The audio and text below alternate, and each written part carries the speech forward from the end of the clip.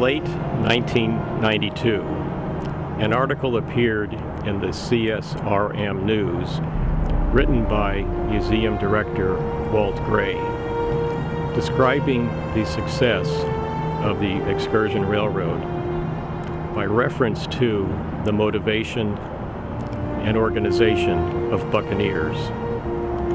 This was the culture of the railroad from the very beginning. We were turning interest into experience and demonstrating that volunteers could operate an excursion railroad. Walt wrote, I often get questions about the skull and crossbones, pins, and buttons that can be spotted on various people around the museum, and the pirate flags that have been known to fly over several of our facilities. These have their origins in something we started on the Sacramento Southern Railroad a few years ago, and which is gradually finding its way into every aspect of the museum. The idea is that we are all Buccaneers of one kind or another, fighting the tyranny of the system to operate a great museum, and the pirate logo symbolizes superior achievements in this regard.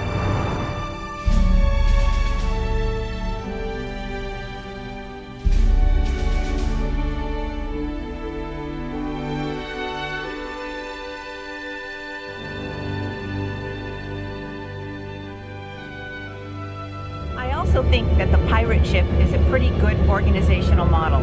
Aside from the obvious attractions of a life of rapine and plunder, the crew of a good pirate ship successfully combines honest respect for authority, superior task capability, and a good attitude for problem solving with a willingness to innovate. The best pirate organizations work much better than normal organizations.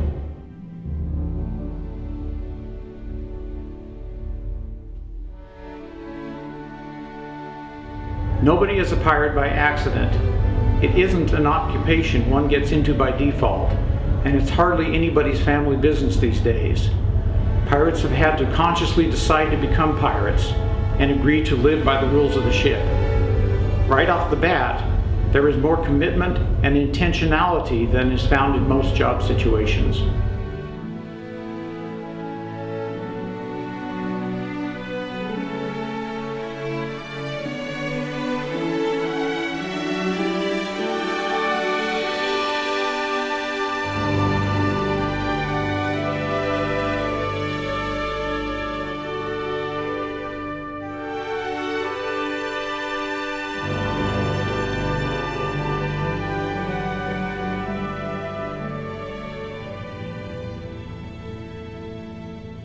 The other salient qualities of the pirate biz are emphasis on loyalty and group solidarity, a certain preoccupation with fun, considerable tolerance for individuality, the expectation that all pirates will be fully committed to the ship's activities, lack of rigid craft lines or occupational boundaries, great confidence in the ability of the group to successfully undertake high-risk ventures, and calm recognition that the consequences of failure could be extremely disadvantageous.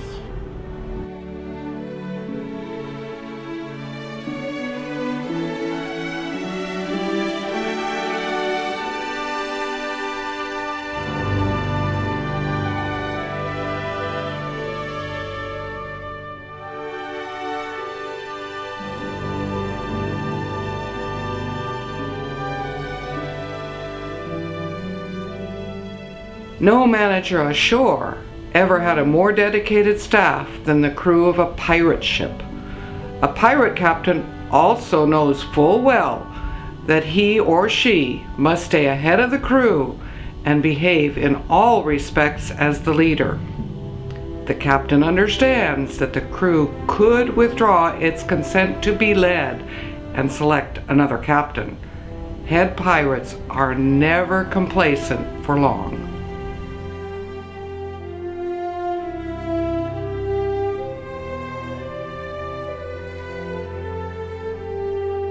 At the same time, they can rely on the courage of the crew to fight hard in the name of the ship and each other. The pirates themselves know they are engaged in a line of work outside the normal rules that govern others, and are pretty proud of it, especially the successful ones.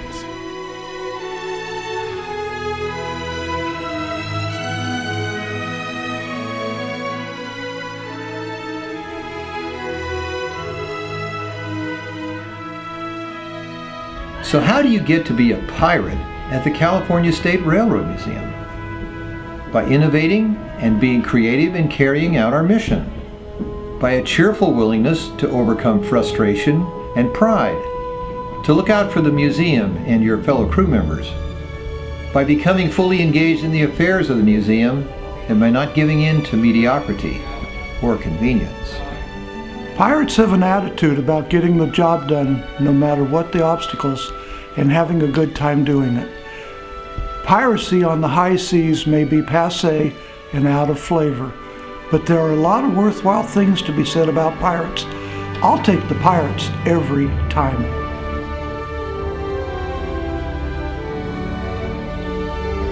Avast! Half-assed. Whatever.